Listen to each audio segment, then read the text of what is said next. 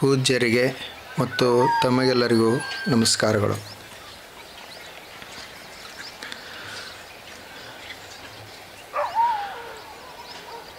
ನಮ್ಮ ದೇಶದಲ್ಲಿ ಋಷಿಗಳು ಆಗಿ ಹೋದರು. ಯಾರಿಗೆ ಋಷಿಗಳಂತ ಕರಿಬೇಕು ಅಂದ್ರೆ ಯಾರು ಸತ್ಯವನ್ನು ತಿಳಿದುಕೊಂಡಿದ್ದಾರೆ ಮತ್ತು ಯಾರ ಜೀವನದಲ್ಲಿ ಸತ್ಯದ ಆಚರಣೆ ಇರ್ತದೆ ಅವರಿಗೆ ಋಷಿಗಳು ಅಂತ ಕರೀತಾರೆ. ಸತ್ಯದ ಜ್ಞಾನ ಮತ್ತು ಆಚರಣೆ ಇವೆರಡೂ ಬಹಳ ಮಹತ್ವದ್ದು. ಬರೀ ಜ್ಞಾನ ಇತ್ತು ಆಚರಣೆ ಇರದಿದ್ದರೂ ಅದು ಉಪಯೋಗಕ್ಕೆ ಬರೋದಿಲ್ಲ. ಇನ್ನು ಆಚರಣೆಯದ ಜ್ಞಾನ ಇಲ್ಲ ಅಂದ್ರೂ ಅದು ಕೂಡ ಶೋಭಿಸೋದಿಲ್ಲ. ಜ್ಞಾನ ಇದು ಕುಂಟಿದ್ದಂಗೆ, ಆಚರಣೆ ಬರೀ ಆಚರಣೆ ಅಂತಂದ್ರೆ ಅದು ಕುರುಡಿದ್ದಂಗೆ. ಇವರಿಬ್ಬರೂ ಕೂಡಿದ್ರಂದ್ರೇ ಅವರ ದಾರಿ ಸಾಗುತ್ತದೆ. ಜ್ಞಾನ ಅದ, ಕಣ್ಣು ಕಾಣ್ತಾವು, ಆದರೆ ಆತ ನಡೆಯುವುದಿಲ್ಲ, ಆತ ಕುಂಟಿದ್ದಂಗೆ. ಇನ್ನು ನಡೀತಾನ, ಆದರೆ ಅವನಿಗೆ ಕಣ್ಣು ಕಾಣೋದಿಲ್ಲ, ಕುರುಡದಾನ, ಆತನೂ ಸಾಗೋದಿಲ್ಲ, ಮುಂದೆ ಹೋಗಲಿಕ್ಕೇ ಆಗೋದಿಲ್ಲ. ಇನ್ನು ಇವರ ದಾರಿ ಸಾಗಬೇಕಾಗಿತ್ತು ಅಂದ್ರೆ ಏನು ಮಾಡಬೇಕಾಗ್ತದ? ಇವರಿಬ್ಬರೂ ಕೂಡಿ ಹೋಗಬೇಕು. ಜ್ಞಾನ ಇರುವಂಥವ, ಕಣ್ಣಿರುವವ ದಾರಿಯನ್ನು ತೋರಿಸಬೇಕು, ಕಾಲಿರುವವ ದಾರಿಯನ್ನು ನಡಿಬೇಕು. ಹಾಗೆ ನಮ್ಮ ಜೀವನದಲ್ಲಿಯೂ ಜ್ಞಾನ ಮತ್ತು ಆಚರಣೆ ಎರಡೂ ಇರಬೇಕಾಗ್ತದೆ.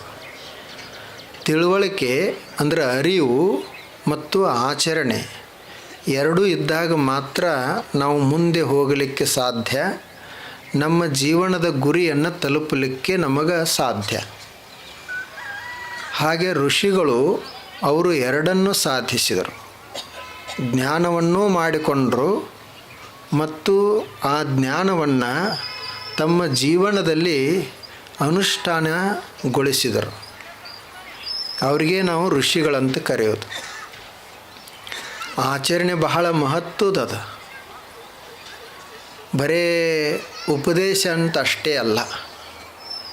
ಅದಕ್ಕೆ ಮಹಾಭಾರತದಲ್ಲಿ ಏನು ಹೇಳಿದರು ಅಂದ್ರೆ, ಯಥೋ ಧರ್ಮ ತಥೋ ಜಯ. ಇದು ಒಂದು ಘೋಷವಾಕ್ಯ. ಇದು ಯಥೋ ಧರ್ಮ ತಥೋ ಜಯ. ಎಲ್ಲಿ ಗೆಲುವು ಇರ್ತದ ಅಂತ ಅವ್ರು ಕೇಳ್ತಾರೆ, ಯಾರಿಗೆ ಜಯ ಆಗ್ತದ ಅಂತ ಅವರು ಕೇಳ್ತಾರೆ. ಯಾರು ಗೆಲ್ತಾರಪ್ಪ ಅಂತ ಕೇಳಿದ್ರೆ ಯಾರು ಧರ್ಮವಂತರದಾರ ಅವರು ಗೆಲ್ತಾರೆ. ಎಲ್ಲಿ ಧರ್ಮ ಅದ ಅಲ್ಲಿ ಜಯ ಆಗ್ತದ. ಅವರ ಅರ್ಜುನ ಮತ್ತು ಕೃಷ್ಣ ಇಬ್ಬರೂ ಆಶೀರ್ವಾದ ಪಡಿಲಿಕ್ಕೆ ಹೋಗಿದ್ದರು. ನಮಗೆ ಆಶೀರ್ವಾದ ಮಾಡಿರಿ, ನಮಗೆ ಆಶೀರ್ವಾದ ಮಾಡಿರಿ ಅಂತ ಇಬ್ಬರೂ ಕೇಳ್ಕೊಂಡ್ರು. ಆವಾಗ ಅವರಿಗೆ ಗುರುಗಳಾದವರು, ನೀನು ದುರ್ಯೋಧನ ನಿನಗೆ ಜಯ ಆಗಲಿ, ಅರ್ಜುನ ನಿನಗೆ ಜಯ ಆಗಲಿ ಅಂತ ಹೇಳಲಿಲ್ಲ. ಅವರು ಏನು ಹೇಳಿದರು ಅಂದ್ರೆ, ಯಥೋ ಧರ್ಮ ತಥೋ ಜಯ. ಅವ್ರು ಏನು ತಿಳ್ಕೊಂಡ್ರು ಅಂದ್ರೆ, ಧರ್ಮರಾಯ ಅಂದರೆ ಯುಧಿಷ್ಠಿರ ಯಾವ ಕಡೆ ಅದನ ಅವು ಕಡೆ ಜಯ ಆಗ್ತೈತಿ ಅಂತ ತಿಳ್ಕೊಂಡ್ರು. ಆದರೆ ಅವರು ಹೇಳಿದ್ದೇನು ಅಂದರೆ, ಯಥೋ ಧರ್ಮ ತಥೋ ಜಯ. ಧರ್ಮ ಯಾವ ಕಡೆ ಇರ್ತಾನ, ಧರ್ಮ ಎಲ್ಲಿರ್ತದ ಅವ್ರಿಗೆ ಜಯ ಆಗ್ತದೆ. ಇದನ್ನೇ ಸುಪ್ರೀಂ ಕೋರ್ಟದ ಧ್ಯೇಯ ವಾಕ್ಯವನ್ನಾಗಿ ಬಳಸಿದ್ದಾರೆ. ಸುಪ್ರೀಂ ಕೋರ್ಟ್ ಸರ್ವೋಚ್ಚ ನ್ಯಾಯಾಲಯದ ಘೋಷವಾಕ್ಯ ಏನು ಅಂದರೆ, ಯಥೋ ಧರ್ಮ ತಥೋ ಜಯ. ಎಲ್ಲಿ ಧರ್ಮ ಅಲ್ಲಿ ಜಯ. ಯಾರು ಧರ್ಮವಂತರು ಅವರಿಗೆ ಗೆಲುವು. ಇದು ಮುಖ್ಯವಾದದ್ದು. ಧರ್ಮ ಅಂದರೆ ಆಚರಣೆ ಒಳದ್ದು. ಧರ್ಮ ಅಂದರೆ ಆಚರಿಸೋದು, ಬರೀ ತಿಳ್ಕೊಳ್ಳೋದಲ್ಲ ಅದು. ಅವ ಭಾಳ ಧರ್ಮವಂತ ಅದಾನಪ್ಪ ಅಂತ ಹೇಳ್ತಾರೆ. ಯಾವಾಗ ಹೇಳ್ತಾರೋ ಅಂದರೆ ಆತ ಧರ್ಮವನ್ನು ತನ್ನ ಜೀವನದಲ್ಲಿ ಪಾಲಿಸ್ತಿದ್ದ ಅಂದ್ರೆ. ಅವನಿಗೆ ಜ್ಞಾನ ಇರಬಹುದು, ಆದರೆ ಅವನ ಆಚರಣೆಯಲ್ಲಿಲ್ಲ ಇರಲಿಲ್ಲ ಅಂದರೆ ಅವನಿಗೆ ಧರ್ಮವಂತ ಅಂತ ಅನ್ನೋದಿಲ್ಲ. ಹಾಗೆ ಋಷಿಗಳು ಅವರು ಜ್ಞಾನವನ್ನೂ ಹೊಂದಿದ್ದರು ಮತ್ತು ಅದನ್ನು ತಮ್ಮ ಜೀವನದಲ್ಲಿ ಅಳವಡಿಸಿನೂ ಕೊಂಡಿದ್ದರು. ಅದಕ್ಕೆ ಅವರ ಜೀವನ ಅಷ್ಟು ಅದ್ಭುತವಾಗಿತ್ತು. ಆ ಋಷಿಗಳು ಯಾವುದೇ ಜಾತಿ, ಮತ, ಪಂಥ, ಧರ್ಮಕ್ಕೆ, ಸಿದ್ಧಾಂತಕ್ಕೆ ಸಂಬಂಧಪಟ್ಟವರಲ್ಲ. ಯಾರೇ ಋಷಿಗಳಿರಬಹುದು. ಒಬ್ಬ ಋಷಿ ಅಂದರೆ ಒಂದು ದಾರಿ ಇದ್ದಂಗೆ. ಒಬ್ಬ ಋಷಿ ಅಂದರೆ ಒಂದು ದಾರಿ. ಈ ದಾರಿ ನಮ್ಮ ದಾರಿ, ಈ ದಾರಿ ಅವ್ರ ದಾರಿ ಅಂತಿರುವುದಿಲ್ಲ. ನಮಗೆ ಯಾವುದು ದಾರಿ ಹಿಡಿಸ್ತದ ಆ ದಾರಿಯಿಂದ ನಾವು ಹೋಗಬಹುದು, ಇನ್ನೊಂದು ದಾರಿಯನ್ನು ಬಿಡಬಹುದು. ಆದರೆ ಒಂದು ಗುರಿಯನ್ನು ತಲುಪಲಿಕ್ಕೆ ಅನೇಕ ದಾರಿಗಳಿರ್ತಾವೆ. ಒಂದು ಊರಿಗೆ ಬರಲಿಕ್ಕೆ ಒಂದೇ ದಾರಿ ಇರುವುದಿಲ್ಲ, ಅನೇಕ ದಾರಿಗಳಿರ್ತಾವೆ. ಕೆಲವರು ಪೂರ್ವದಿಂದ ಬರುವಂಥ ದಾರಿಯಿಂದ ಬರ್ತಾರೆ, ಇನ್ನು ಕೆಲವರು ಪಶ್ಚಿಮದಿಂದ ಬರುವಂಥ ದಾರಿಯಿಂದ ಬರ್ತಾರೆ. ಅವರು ಯಾವುದೇ ದಾರಿಯಿಂದ ಬರಲಿ, ಆದರೆ ಅವರು ಮಾತ್ರ ಈ ಗುರಿಯನ್ನು ತಲುಪಲಿಕ್ಕೆ ಬರ್ತಾರೆ. ಹಾಗೆ ಋಷಿಗಳು ಬೇರೆ ಬೇರೆ ರೀತಿಯಿಂದ ಜೀವನ ಸಾಗಿಸಿದರು.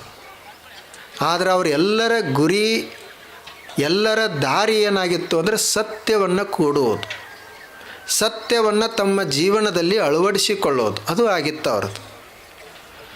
ಎಲ್ಲ ನದಿಗಳು ಹರಿತಾವ, ಒಂದು ರಂಗ ಒಂದಿಲ್ಲ. ಭೀಮಾ ನದಿ ವೈಭವನ ಬೇರೆ ಅದ, ಕೃಷ್ಣೆಯ ವೈಭವವೇ ಬೇರೆ ಅದ. ಮಲಪ್ರಭಾ, ಘಟಪ್ರಭಾ ಎಲ್ಲ ನದಿಗಳು ಬೇರೆ ಬೇರೆಯೇ ಹರಿತಾವೆ. ಆದರೆ ಕೊನೆಗೆ ಮತ್ತೆ ಎಲ್ಲ ನದಿಗಳು ಕೂಡುವುದೆಲ್ಲಿ ಅಂದರೆ ಸಮುದ್ರವನ್ನೇ.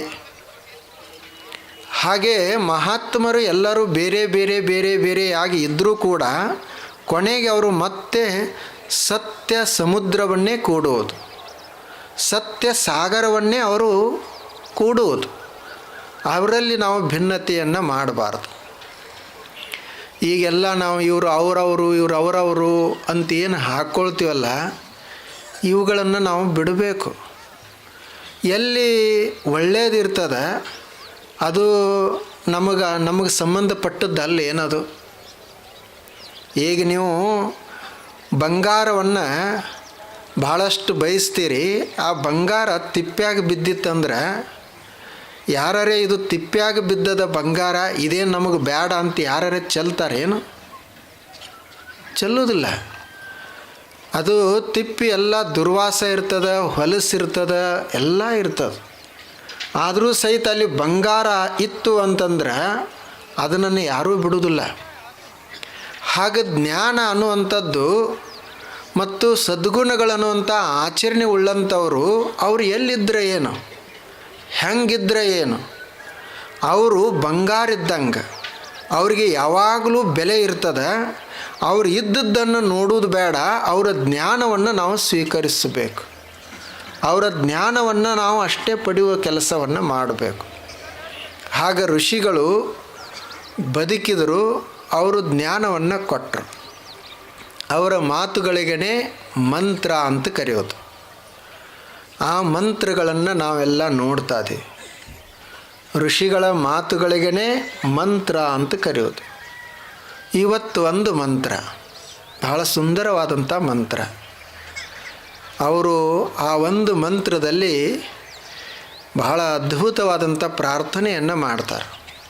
ಓಂ ಆಪ್ಯಾಯಂತು ಮಮಾಂಗಾನಿ ವಾಕ್ ಪ್ರಾಣಶ್ಚಕ್ಷು ಶ್ರೋತ್ರ ಬಲಮಿಂದ್ರಿಯಾಣಿ ಚ ಸರ್ವಾಣಿ ಸರ್ವಂ ಬ್ರಹ್ಮೋಪನಿಷದಂ ಮಾಹಂ ಬ್ರಹ್ಮ ನಿರಾಕುರ್ಯಾಂ ಮಾಮಾ ಬ್ರಹ್ಮ ನಿರಾಕರೋತ್ ಅನಿರಾಕರಣಮಸ್ತು ಮನಿರಾಕರಣ ಮೇ ಅಸ್ತು ತದಾತ್ಮನಿ ಯ ಉಪನಿಷತ್ಸು ಧರ್ಮಾಸ್ತೆ ಮಯಿ ಸಂತು ತೇ ಮಯಿ ಸಂತು. ಓಂ ಶಾಂತಿ ಶಾಂತಿ ಶಾಂತಿ. ಇದೊಂದು ಮಂತ್ರ. ಇದರಲ್ಲಿ ಅವ್ರು ಏನು ಕೇಳ್ತಾರೋ ಅಂದರೆ ಆಪ್ಯಾಯಂತು ಮಮಾಂಗಾನಿ, ವಾಕ್ ಪ್ರಾಣ ಚಕ್ಷು ಶ್ರೋತ್ರ ಬಲಮಿಂದ್ರಿಯಾಣಿ ಚ ಸರ್ವಾಣಿ. ನನ್ನ ಎಲ್ಲ ಇಂದ್ರಿಯಗಳು ಮತ್ತು ನನ್ನ ಎಲ್ಲ ಅಂಗಗಳು ಪುಷ್ಟಾಗಿರಬೇಕು. ಆಪ್ಯಾಯಂತು, ಇಷ್ಟೇ ಇದು ಪ್ರಾರ್ಥನೆ. ಆಪ್ಯಾಯಂತು ಮಮಾಂಗಾನಿ, ನನ್ನ ಎಲ್ಲ ಇಂದ್ರಿಯಗಳು ಪುಷ್ಟಾಗಿರಬೇಕು, ಸದೃಢ ಆಗಿರಬೇಕು. ಇದು ಮೊದಲನೇದು. ಎರಡನೇದು ಸರ್ವಂ ಬ್ರಹ್ಮೋಪನಿಷದಂ, ಎಲ್ಲವೂ ಬ್ರಹ್ಮಮಯ ಅದ. ಉಪನಿಷತ್ತಿನಲ್ಲಿ ಯಾವ ಬ್ರಹ್ಮವನ್ನು ಹೇಳಿದಾರ ಆ ಬ್ರಹ್ಮದ ರೂಪವೇ ಎಲ್ಲವೂ. ಇನ್ನು ಮೂರನೇದು, ಆ ಬ್ರಹ್ಮ ನನ್ನನ್ನು ತಿರಸ್ಕಾರ ಮಾಡಬಾರದು ಮತ್ತು ನಾನು ಆ ಬ್ರಹ್ಮವನ್ನು ತಿರಸ್ಕರಿಸಬಾರದು.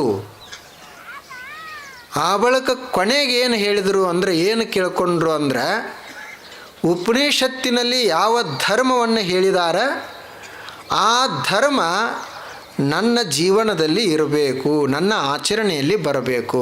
ತೇ ಮೈ ಸಂತು, ತೇ ಮೈ ಸಂತು, ಅದು ನನಗೆ ಒಲೀಲಿ, ಅದು ನನಗೆ ಒಲೀಲಿ ಅಂತ 2 ಸಲ ಕೇಳ್ಕೊಂಡು. ಉಪನಿಷತ್ತಿನಲ್ಲಿ ಯಾವ ಧರ್ಮವನ್ನು ಹೇಳಿದಾರ ಆ ಧರ್ಮ, ಆ ಸತ್ಯ, ಆ ಕರುಣೆ, ಆ ತಪಸ್ಸು ನಮ್ಮಲ್ಲಿ ಬರಬೇಕು. ಇಷ್ಟು ಅದು ಪ್ರಾರ್ಥನೆ. ಆಪ್ಯಾಯಂತು ಮಮಾಂಗಾನಿ, ನನ್ನ ಅಂಗಗಳೆಲ್ಲವೂ ಪುಷ್ಟಾಗಿರಬೇಕು. ಯಾವ್ಯಾವ ಅಂಗಗಳು? ವಾಕ್, ಪ್ರಾಣ, ಚಕ್ಷು, ಶ್ರೋತ್ರ, ಇವದಾವಲ್ಲ. ವಾಕ್ ಅಂತ ಒಂದೇ ಹೇಳಿದಾಗ ಅವು 5 ಇಟ್ಕೊಳ್ಬೇಕು. ವಾಕ್, ಪಾಣಿ, ಪಾದ, ಪಾಯು, ಉಪಸ್ಥ. ವಾಕ್, ಪಾಣಿ, ಪಾದ, ಪಾಯು, ಉಪಸ್ಥ, ಇವು 5 ಕರ್ಮೇಂದ್ರಿಗಳು. ಇವು ಪುಷ್ಟಾಗಿರಬೇಕು. ವಾಕ್. ಪ್ರಾಣ ಅಂತ ಅವರು ಹೇಳಿದರು. ಪ್ರಾಣ, ಅಪಾನ, ವ್ಯಾನ, ಉದಾನ, ಸಮಾನ, ಇವು 5 ಪ್ರಾಣಗಳು, ಇವು ಪುಷ್ಟಾಗಿರಬೇಕು. ಅವರು ಶ್ರೋತ್ರ ಅಂತ ಒಂದೇ ಹೇಳಿದರು. ಶ್ರೋತ್ರ, ಶ್ರೋತ್ರೇಂದ್ರಿಯ, ತ್ವಗೇಂದ್ರಿಯ, ನೇತ್ರೇಂದ್ರಿಯ, ಆನಂತರ ರಸನೇಂದ್ರಿಯ, ಘ್ರಾಣೇಂದ್ರಿಯ, ಇವು 5 ಇವು ಜ್ಞಾನೇಂದ್ರಿಯಗಳು. ಘ್ರಾಣೇಂದ್ರಿಯ ಇವು 5 ಜ್ಞಾನೇಂದ್ರಿಯಗಳು, 5 ಕರ್ಮೇಂದ್ರಿಯಗಳು, ಪಂಚವಾಯುಗಳು. ಇವು ಏನಾಗಬೇಕು ಅಂದರೆ ಪುಷ್ಟಾಗಿ ಇರಬೇಕು ಅಂತ. ಆಪ್ಯಾಯಂತು ಮಮಾಂಗಾನಿ, ಅಂಗಾನಿ ಅಂದರೆ ಅಂಗಗಳು. ಆಪ್ಯಾಯಂತು ಮಮಾಂಗಾನಿ, ವಾಕ್, ಪ್ರಾಣ, ಚಕ್ಷು, ಚಕ್ಷು ಅಂದರೆ ನೇತ್ರ, ಶ್ರೋತ್ರ ಅಂದರೆ ಕಿವಿ, ಶ್ರೋತ್ರ, ಬಲಂ ಇಂದ್ರಿಯಾಣಿ ಚ, ಇವೆಲ್ಲ ಬಲಿಷ್ಠಾಗಿರಬೇಕು, ಇವೆಲ್ಲ ಪುಷ್ಟಾಗಿರಬೇಕು ಅಂತ. ಇಷ್ಟಿದು ಮೊದಲನೇದಿದು. ಯಾರಿಗೆ ಅನಿಸೋದಿಲ್ಲ ನಮ್ಮ ಶರೀರ ಗಟ್ಟಿರಬೇಕಂಥೇಳಿ, ಯಾರು ಬಯಸುವುದಿಲ್ಲ ನಮ್ಮ ಎಲ್ಲ ಅವಯವಗಳು ಇಂದ್ರಿಯಗಳು ಸದೃಢವಾಗಿರಬೇಕಂತ ಯಾರು ಬಯಸುವುದಿಲ್ಲ? ಎಲ್ಲರೂ ಬಯಸ್ತಾರೆ. ಹಾಗೆ ಇವರು ಸಹಿತ ಅದನ್ನೇ ಪ್ರಾರ್ಥನೆಯನ್ನು ಮಾಡ್ತಾ ಇದ್ದಾರೆ. ಈ ಶರೀರ ಸದೃಢವಾಗಿರಬೇಕು. ಶರೀರ ಮಾಧ್ಯಮ ಖಲು ಧರ್ಮ ಸಾಧನಂ. ಶರೀರ ಇದೇನು ಅದ, ಇದೇ ಒಂದು ಶ್ರೇಷ್ಠವಾದಂಥ ಧರ್ಮದ ಸಾಧನ. ಇದು ಶರೀರ ಚೆನ್ನಾಗಿದ್ರೇ ನಾವು ಧರ್ಮವನ್ನು ಆಚರಣೆ ಮಾಡಲಿಕ್ಕೆ ಬರ್ತದೆ. ಅವರು ಇದಕ್ಕೊಂದು ಇನ್ನೂ ಒಂದು ಹೆಜ್ಜೆ ಮುಂದೆ ಹೋಗಿ ಆಯುರ್ವೇದ ತಜ್ಞರು ಏನು ಹೇಳಿದರು ಅಂದರೆ, ಧರ್ಮಾರ್ಥ ಕಾಮ ಮೋಕ್ಷಾಣಂ ಆರೋಗ್ಯಂ ಮೂಲಮುತ್ತಮಂ. ಧರ್ಮ, ಅರ್ಥ, ಕಾಮ, ಮೋಕ್ಷ ಇವೇನು 4 ಪುರುಷಾರ್ಥಗಳದಾವಲ್ಲ, ಈ 4 ಪುರುಷಾರ್ಥಗಳನ್ನು ನೀನು ಈಡೇರಿಸಬೇಕಾಗಿತ್ತಂದ್ರೆ ಅದಕ್ಕೆ ಮೂಲ ಏನು ಅಂದ್ರೆ ಆರೋಗ್ಯಂ, ಶರೀರ ಬೇಕು ಮೊದಲ. ಆರೋಗ್ಯ ಚೆನ್ನಾಗಿದ್ರೇ ಅರ್ಥ, ಕಾಮ, ಧರ್ಮ, ಮೋಕ್ಷ ಈ 4 ಪುರುಷಾರ್ಥಗಳನ್ನು ಪಡಿಲಿಕ್ಕೆ ಬರ್ತದೆ. ಆರೋಗ್ಯನ ಚೆನ್ನಾಗಿರಲಿಲ್ಲ ಅಂದ್ರೆ ಹಣ ಹೆಂಗೆ ಗಳಿಸೋದು? ಆರೋಗ್ಯನ ಸರಿ ಇರಲಿಲ್ಲ ಅಂದರೆ ಕಾಮವನ್ನು ಹೆಂಗೆ ಅನುಭವಿಸುವುದು? ಕಣ್ಣು ಚಲೋ ಇದ್ರೇ ರೂಪವನ್ನು ಅನುಭವಿಸ್ತೀವಿ, ನಾಲಿಗೆ ಚಂದಿದ್ರೇ ರಸದ ಅನುಭವ ಶುರು ಆಗ್ತದೆ, ಕಿವಿ ಸರಿ ಇದ್ರೇ ಶಬ್ದದ ಅನುಭವ. ಇದೆಲ್ಲ ಅದಲ್ಲ ಭೋಗಿಸುವುದು. ಕಾಮ ಶರೀರ ಚೆನ್ನಾಗಿದ್ರೇ ಅಲ್ಲ. ಮತ್ತು ಕೊನೆಗೆ ಮೋಕ್ಷವನ್ನು ಯಾವ ಮನುಷ್ಯ ಪಡಿತಾನ? ಆರೋಗ್ಯ ಚಲೋ ಇದ್ದವನೇ. ಅದಕ್ಕೂ ಆರೋಗ್ಯ ಬೇಕೇ. ಅದನ್ನೇ ಅವರು ಹೇಳಿದರು, ಧರ್ಮ ಅರ್ಥ ಕಾಮ ಮೋಕ್ಷಾಣಂ. ಧರ್ಮ ಅರ್ಥ ಕಾಮ ಮೋಕ್ಷಾಣಂ. ಈ ಮೋಕ್ಷಗಳಿಗೆ ಆರೋಗ್ಯವೇ ಮೂಲ. ಶರೀರ ಮಾಧ್ಯಮ ಖಲು ಧರ್ಮ ಸಾಧನಂ. ಈ ಶರೀರವೇ ಧರ್ಮದ ಶ್ರೇಷ್ಠವಾದಂಥ ಸಾಧನ. ಅದನ್ನೇ ಋಷಿಗಳು ಹೇಳಿದರು. ಈ ಎಲ್ಲ ನನ್ನ ಅಂಗಗಳು ಪುಷ್ಟಾಗಿರಬೇಕು.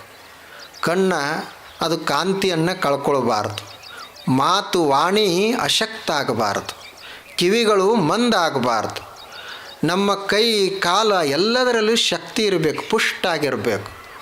ಹಾಗ ಮಾಡಬೇಕು ಅಂತಿದು ಮೊದಲನೇದು. ಹಾಗೆ ನಾವು ಎಲ್ಲರೂ ಅವುಗಳನ್ನು ಸರಿಯಾಗಿ ಇಟ್ಕೊಳ್ಬೇಕು. ಈ ಶರೀರದ ಕಿಮ್ಮತ್ತು ಬಹಳ ಅದ. ಶರೀರಕ್ಕೆ ಬೆಲೆ ಕಟ್ಟಲಿಕ್ಕೆ ಆಗೋದಿಲ್ಲ. ಇದು ಡಾಕ್ಟ್ರುಗಳಿಗೆ ಹೋಗಿ ಕೇಳ್ರಿ, ಅವ್ರಿಗೆ ಹೇಳ್ತಾರೆ ಅವರು, ಇದು ಓಲ್ವೋ ಗಾಡಿ ಮರ್ಸಿಡಿಸ್ ಬೆಂಚ್ಗಿಂತನೂ ಕಿಮ್ಮತ್ತಿಂದದ. ಅವು ಗಾಡಿಗಳೆಲ್ಲ 1 ಕೋಟಿ 1.5 ಕೋಟಿ ಅದಾವ. ಆದರೆ ಇದು ನಮ್ಮ ಗಾಡಿ 2-3 ಕೋಟಿ ರೂಪಾಯಿದ ಕಿಮ್ಮತ್ತಾಗ್ತದೆ. ಯಾರೂ ಅದನ್ನು ಕೊಡೋದಿಲ್ಲಂತ ಗೊತ್ತಿಲ್ಲ ಅವರಿಗೆ. ಬರೀ ಒಂದು ಹಲ್ಲು ಹಾಕ್ಸ್ಕೊಳ್ಬೇಕಾದ್ರೂ 40-50 ಸಾವಿರ ರೂಪಾಯಿ ಖರ್ಚು ಬರ್ತದೆ ಚಲೋ ಅಂಥದ್ದು ಹಾಕೋಬೇಕಾದ್ರೆ. ಅಂಥವು 32 ಹಲ್ಲುಗಳದಾವು, ಕಣ್ಣು ಅದಾವು, ಕಿವಿ ಅದಾವು, ಎಲ್ಲ ಕರಳುಗಳದಾವು. ಇದು ನೋಡ್ರಿ ಹೇಗದ ಶರೀರ, ಜೀವಂತ ಶರೀರ ಅದ. ಇದಕ್ಕೆ ಕಿಮ್ಮತ್ತದ ಏನು? ಈ ಶರೀರ ಇದು ಅತ್ಯಮೂಲ್ಯವಾದದ್ದು. ಇದನ್ನು ಸದೃಢವಾಗಿ ಇಟ್ಕೊಳ್ಬೇಕು. ಅದಕ್ಕೆ ಏನು ಮಾಡಬೇಕು ಅಂದರೆ ಸರಿಯಾಗಿ ಉಣಬೇಕು ಮತ್ತು ಒಳ್ಳೆಯದನ್ನು ಉಣಬೇಕು. ಆನಂತರ ಯಾವುದೂ ವ್ಯಸನವನ್ನು ಮಾಡಬಾರ್ದು. ಈಗೆಲ್ಲ ನಾವು ಕೇಳ್ತಾ ಇದೀವಲ್ಲ, ಕ್ಯಾನ್ಸರ್ ಎಷ್ಟು ಹೆಚ್ಚಾಗ್ತದ. ಹಳ್ಳಿಗಳಲ್ಲಿ ಬಂತು ಕ್ಯಾನ್ಸರ.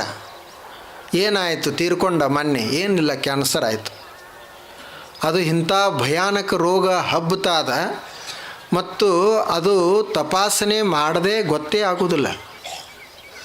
ಹೀಗೆ ಒಂದು ಹುಣ್ಣಾದಂಗೆ ಆಗ್ತದ. ಹಾಗೇ ಅನೇಕ ವರ್ಷಗಳು ಹೋಗ್ತಾವ. ಎಲ್ಲಿವರೆಗೆ ನಮ್ಮಲ್ಲಿ ಸ್ಟೆಮಿನಾ ಹೆಚ್ಚಿರ್ತದೆ ಅಲ್ಲಿವರೆಗೆ ಅದು ಏನೂ ಮಾಡೋದಿಲ್ಲ. ಯಾವಾಗ ಸ್ವಲ್ಪ ರೋಗ ನಿರೋಧಕ ಶಕ್ತಿ ಕಡಿಮೆ ಆಗ್ತದೆ ಆವಾಗ ಅದರ ಪ್ರಭಾವ ಹೆಚ್ಚಾಗ್ತದೆ. ಆಗ ತಪಾಸಣೆ ಮಾಡಿಸಿದ್ರೆ ಡಾಕ್ಟ್ರುಗಳು ಹೇಳ್ತಾರೆ, ಈಗ 4ನೇ ಹಂತ ಐತಿ, ಇನ್ನು ಮುಗೀತು, ಏನೂ ಮಾಡೋಕ್ಕೆ ಬರೋದಿಲ್ಲ. ಹೀಗೆಲ್ಲ ಬೆಳೀತದಲ್ಲ. ಈ ಕ್ಯಾನ್ಸರನ್ನು 100ಕ್ಕೆ 90% ಒಂದು ವೇಳೆ ನಾವು ತಡಿಲಿಕ್ಕೆ ಪ್ರಯತ್ನ ಮಾಡ್ತಿದ್ದೀವಿ ಅಂದರೆ ಬೀಡಿ, ಸಿಗರೇಟು, ತಂಬಾಕ, ಗುಟ್ಕ ಇವುಗಳನ್ನು ಹೊರಗಡೆ ಇಡಬೇಕು, ಊರಾಗ ತರಬಾರದು. ಯಾವ ಊರಾಗ ಇವು ಬೀಡಿ, ಸಿಗರೇಟ, ತಂಬಾಕ, ಗುಟ್ಕ, ಸೆರೆ ಇವು ಹೊರಗಿರ್ತಾವ, ಕ್ಯಾನ್ಸರ್ನೂ ಅಲ್ಲೇ ಇರ್ತದೆ, ಊರಾಗ ಬರೋದಿಲ್ಲ. ಇವುಗಳನ್ನು ಊರಾಗ ತಂದೀವಿ ಅಂದರೆ ಕ್ಯಾನ್ಸರ್ ಮನೆಯಾಗ ಬರ್ತದೆ. 100ಕ್ಕೆ 90ರಷ್ಟು. ಉಳಿದದ್ದು ಏನರೇ ಕಾರಣ ಇರಲಿ, ಅವೆಲ್ಲ ಕಾರಣಗಳು. ಆದರೆ ಇವು ಮುಖ್ಯ ಕಾರಣಗಳು. ಆದರೆ ಮನುಷ್ಯ ಏನಾತ ಯೋಚಿಸ್ತಾನೋ ಏನೋ, ಎಷ್ಟು ವ್ಯಸನಕ್ಕೆ ಗುರಿಯಾಗಿದ್ದಾನೆ ಇವತ್ತು, ಎಷ್ಟು ವ್ಯಸನಕ್ಕೆ ಗುರಿಯಾಗಿದ್ದಾನೆ. ಎಲ್ಲಿ ನೋಡ್ರಿ ಎಲ್ಲ ಸಣ್ಣ ಹುಡುಗರು ಸಹಿತ ಇವತ್ತು ವ್ಯಸನಕ್ಕೆ ಗುರಿಯಾಗಿದ್ದಾವೆ. ಸಣ್ಣ ಹುಡುಗರು ಸಹಿತ ಅವು ದುಡಿತಾವ, ಅನಂತರ ಏನೋ ಒಂದು ಸ್ವಲ್ಪ ಹಣ ಪಡಿತಾವ, ಎಲ್ಲ ಅದನ್ನು ವ್ಯಸನಕ್ಕಾಗಿಯೇ ಖರ್ಚು ಮಾಡ್ತಾವೆ. ಒಂದು ಊರ ಅಂದರೆ ಆಗಿನ ಕಾಲದಲ್ಲಿ ವ್ಯಸನ ಮಾಡವ ಸಿಗೋದು ಭಾಳ ಅಪರೂಪ ಇತ್ತು. ಮೊದಲ ಯಾರೇ ಹೀಗೆ ಹಿರಿಯರ ಕಂಡ್ರಂದ್ರೆ ಅವ್ರು ಏನರ ವ್ಯಸನ ಮಾಡೋರು ದೂರ ಓಡಿ ಹೋಗ್ತಿದ್ರು. ಮನೆ ಒಳಗನ ತಂದೆ ಅಥವಾ ಅಣ್ಣ ಯಾರೇ ಹಿರಿಯರಿದ್ರಂದ್ರೆ ವ್ಯಸನ ಮಾಡುವಂಥ ಮನುಷ್ಯ ಅವ್ರು ಇರುತನೂ ಏನೂ ಮಾಡ್ತಿದ್ದಿಲ್ಲ. ಈಗ ಕಾಲ ಎಂಥದ್ದು ಬಂತು ನೋಡ್ರಿ, ಎಲ್ಲರೂ ಕೂಡೇ ಮಾಡಕತ್ಯಾರ. ಇದು ಎಂಥ ಕಾಲ ಇರಬೇಕು. ಯಾರಿಗೆ ಹೆದರೋದು ಬಿಡೋದು ಅಂತೇನು ಪ್ರಶ್ನೆನೇ ಇಲ್ಲ. ಅವರು ಒಂದು ವ್ಯಸನ ಮಾಡೋದು, ಇವರು ಒಂದು ವ್ಯಸನ ಮಾಡೋದು. ಇದರಿಂದ ಎಲ್ಲ ಹಳ್ಳಿಗಳೂ ಹಾಳಾಗಿ ಹೋದವು. ಒಂದು ವ್ಯಸನ ಬರಬಾರ್ದು ನೋಡ್ರಿ ಹಳ್ಳಿಯಲ್ಲಿ, ಅವಾಗ ಹಳ್ಳಿಯ ವೈಭವ ಇರ್ತದೆ. ಒಂದು ವ್ಯಸನ ಇರಬಾರ್ದು. ಸಣ್ಣ ಸಣ್ಣ ಹಳ್ಳಿಗಳು ಇರ್ತಾವ, ಎಷ್ಟು ಕುಡಿಯೋರಲ್ಲಿ ಎಷ್ಟು ಸಂಖ್ಯೆ. ಅವ್ರು ಅದರದೇ ಜಾಹೀರಾತು ತೋರಿಸೋರು ಭಾಳ ಜನ ಇರ್ತಾರೆ. ಅದರದ್ದು ಜಾಹೀರಾತು ತೋರಿಸೋರು ಭಾಳ ಜನ ಇರ್ತಾರೆ. ಇದನ್ನು ತಿನ್ನಿರಿ, ಅದನ್ನು ಕುಡೀರಿ, ಇದನ್ನು ಕುಡೀರಿ, ಹೀಗೆಲ್ಲ ಹೇಳ್ತಿರ್ತಾರೆ. ಅದಕ್ಕೆ ಈ ಶರೀರ ಇದೊಂದು ಪವಿತ್ರವಾದಂಥ ಮುಕ್ತಿಯ ಸಾಧನ ಅದ, ಇದೊಂದು ಧರ್ಮದ ಸಾಧನ ಅದ. ಈ ಶರೀರವನ್ನು ನಾವು ಕೆಟ್ಟ ಕೆಲಸಕ್ಕೆ ಬಳಸುವುದಿಲ್ಲ ಮತ್ತು ಕೆಟ್ಟದ್ದನ್ನು ಈ ಶರೀರದೊಳಗೆ ತಂದು ಹಾಕುವುದಿಲ್ಲ ಅಂತ ಪ್ರತಿಜ್ಞೆಯನ್ನು ಮಾಡಬೇಕು ಮನುಷ್ಯ.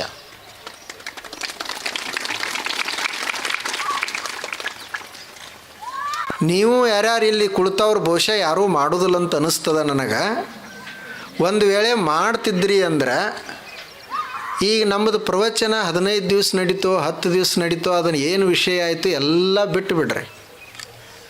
ಆದರೆ ನಿಮ್ಮ ಇಲ್ಲಿ ಏನು ಸುತ್ತಮುತ್ತಲು ಊರುಗಳದಾವೆ, ಚಿಕ್ಕರೂಗಿ ಅದ, ಕಡ್ಲೆವಾಡ ಅದ, ಮುಳಸಾವಳಿಗೆ ಅದ, ಯಾವ್ಯಾವ ಊರುಗಳದಾವೆ, ಎಲ್ಲ ಊರುಗಳಲ್ಲಿ ಸಣ್ಣ ಸಣ್ಣ ಏನು ನಿಮ್ಮ ಊರುಗಳದಾವ, ನಿಮ್ಮ ಊರಿನಲ್ಲಿ ಒಂದು ವ್ಯಸನೂ ಸಹಿತ ಬರಬಾರ್ದು. ಒಬ್ಬ ಮನುಷ್ಯನೂ ಸಹಿತ ವ್ಯಸನಿ ಸಿಗಬಾರ್ದು. ಹಾಗಾಯಿತು ಅಂದ್ರೆ ಇಂಥ ಸತ್ಸಂಗಗಳನ್ನು ಮಾಡುವುದರ ಪ್ರಭಾವ ಫಲ ಸಿಕ್ತು ಅಂತದರ ಅರ್ಥ. ಈಗ ಅವಾಗಿನ ಕಾಲಕ್ಕೆಲ್ಲರೂ ಪೂಜೆ ಮಾಡಿಸ್ರಿ, ಗುರುಗಳಿದ್ರಂದ್ರೆ ಊರಾಗ ಪೂಜೆ ಮಾಡಿಸ್ತಿದ್ರು, ದಾನ ಮಾಡಿರಿ ಅಂತ ಹೇಳ್ತಿದ್ರು, ದಾನ ಮಾಡಿಸ್ತಿದ್ರು, ಅದೆಲ್ಲ ಆಗ ಸರಿ ಇತ್ತು. ಈಗ ಏನು ಮಾಡಬೇಕಾಗ್ಯದಂದ್ರೆ ಈ ಸಣ್ಣ ಸಣ್ಣ ಹುಡುಗರು ಏನು ವ್ಯಸನಕ್ಕೆ ಗುರಿಯಾಗಿ ಹಾಳಾಗ್ತಾ ಇದ್ದಾರೆ, ಅವ್ರನ್ನ ಪರಿವರ್ತನೆ ಮಾಡಬೇಕಾಗ್ಯದ. ಅವಾಗೆಲ್ಲ ಊರಿನಲ್ಲಿ ಮೊದಲು ತಾಲೀಮ್ ಸಾಲ ಇರ್ತಿದ್ದು, ಈಗ ಒಂದು ತಾಲೀಮ್ ಸಾಲಿಲ್ಲ, ಅವು ನಡೆಯುವುದೇ ಇಲ್ಲ. ಎಲ್ಲ ಈ ಅಂಗಡಿಗಳು ನಡೀತಾವೆ, 1, 8, 9, 10 ಅಂಗಡಿಗಳು, ಇವು ಕುಡುಕರು ನಡೀತಾವೆ. ಆದರೆ ಒಂದು ತಾಲೀಮ್ ಸಾಲಿ ನಡೆಯಂಗಿಲ್ಲ. ಈಗ ಅದು ಕುಡಿಯುವುದು ತಿನ್ನುವುದನ್ನೇ ಪ್ಯಾಷನ್ ಆದಂಗೆ ಆಗ್ಯದ. ಯಾವರೇ ಮನುಷ್ಯ ತಿನ್ನಲಾರ್ದವ ಬಂದಂದ್ರೆ ಅದೇನು ಬದುಕ್ತೈತೆ ಏನು ಅದತ್ತಾರ, ಅದಕ್ಕೇನು ಜೀವನ ಬರ್ತದೇನು? ಅದಕ್ಕೆ ತಿನ್ನಲಾರ್ದ ಕುಡಿಲಾರ್ದ ಜೀವನ ಸಾಗಿಸೋದು ಅಂತ. ಆದರೆ ಆ ಕುಡಿಲಾರ್ದಂಥ ಮನುಷ್ಯ ಎಷ್ಟು ಸಂಯಮಿ ಇರ್ತಾನೆ, ಅವನ ಜೀವನ ಎಂಥ ಪವಿತ್ರ ಇರ್ತದೆ. ಅವನ ಸಮೀಪ ಇದ್ರೇ ಬರೇ ಪವಿತ್ರತೆ ಬರಬೇಕು, ಅಷ್ಟು ಪವಿತ್ರ ಇರ್ತದೆ. ಅದಕ್ಕಾಗಿ ನೀವು ಎಲ್ಲರೂ ಒಂದು ಸಂಕಲ್ಪವನ್ನು ಮಾಡಬೇಕು. ಈ ಕಡೆ ತಾಯಂದಿರೆಲ್ಲ ಹಳ್ಳಿಗಳಲ್ಲಿ ಇನ್ನೂ ಅವರು ಗಟ್ಟಿಯಾಗಿದ್ದಾರೆ. ಆದರೆ ಮನೆ ಒಳಗೆ ಮೊದಲು ಅವರು ಹೇಳ್ತಿದ್ರು, ಈಗ ಅವರು ಹೇಳೋದು ಬಿಟ್ಟಾರ. ಶಹರದಾಗ ಏನಾಗ್ಯದ, ಇವು ಗಂಡು ಮಕ್ಕಳು ಹೆಣ್ಮಕ್ಳು ಇಬ್ಬರೂ ಕೂಡ ಕುಡಿತಾವೆ, ಇಬ್ಬರೂ ಕೂಡ ತಿಂತಾವೆ. ಈಗ ನಮ್ಮದು ಅದು ಹಳ್ಳಿದು ಒಂದೇ ಅದೊಂದು ಉಪಯೋಗ. ಇವ್ರು ಇನ್ನೂ ಒಬ್ಬರೇ ಕುಡಿಯಾಕತ್ಯಾರ, ಒಬ್ಬರೇ ತಿನ್ನಾಕತ್ಯಾವ, ಹೆಣ್ಮಕ್ಳರೇ ಅದಾರಂತ ನಮಗೆ ಭರವಸೆ ಇದೆ. ಅಲ್ಲಿ ಶಹರದಾಗ ಏನಿಲ್ಲ, ಎಲ್ಲ ಕೂಡ ಕುಡಿತಾವೆ. ಹೌದು, ಯಾವ ಮೊನ್ನೊಂದು ಬಂದಿತ್ತು ನೋಡ್ರಿ, ಅದು ಯಾವುದೋ ಒಂದು ಯಾವುದೋ ಒಂದು ಹೊರದೇಶದವ್ರದ್ದು ಹಬ್ಬ ಬಂದಿತ್ತು. ಕುಡಿದು ರಾತ್ರಿ ಅಲ್ಲೇ ಬಿದ್ದಿದ್ದು, ಒಯ್ಯಾಕೆ ಮುಂಜಾನೆ ಹುಡುಕ್ಯಾಡಿ ಹೋದ್ರತ್ರನ್ನೆಲ್ಲರೂ. ಯಾವುದು ಜನವರಿ ಇರಬೇಕದು, ಹಾಂ, ಹೊಸ ವರ್ಷ ಅಂತ ಅವ್ರಿಗೆ, ಏನೋ ಹೊಸ ವರ್ಷ ಅದು. ಎಲ್ಲ ರಾತ್ರಿ ಕುಡಿದು ಎಲ್ಲ ಬಿದ್ದಿದ್ದು. ಮೈ ಮೇಲೆ ಅಂಗಿ ಖಬರಿರಲಿಲ್ಲ, ಬಟ್ಟೆ ಖಬರಿರಲಿಲ್ಲ, ಎಲ್ಲ ಅಲ್ಲೇ ಬಿದ್ದು ರಾತ್ರಿ ಯಾವ ಹೊತ್ಕೊಂಡು ಹೋದರು, ಯಾರೋ ಬೆಳಿಗ್ಗೆ ಹೋದರು. ಇದು ಹೊಸ ವರ್ಷ ಅವ್ರದ್ದು. ಯಾವ ಹೆಣ್ಣಿಲ್ಲ ಗಂಡಿಲ್ಲ ಎಲ್ಲ ಕುಡಿತಿದ್ದು. ಏನು ಇಂಥವ್ರನ್ನೆಲ್ಲ ತೊಗೊಂಡು ಏನು ಮಾಡೋದದ ಇವು?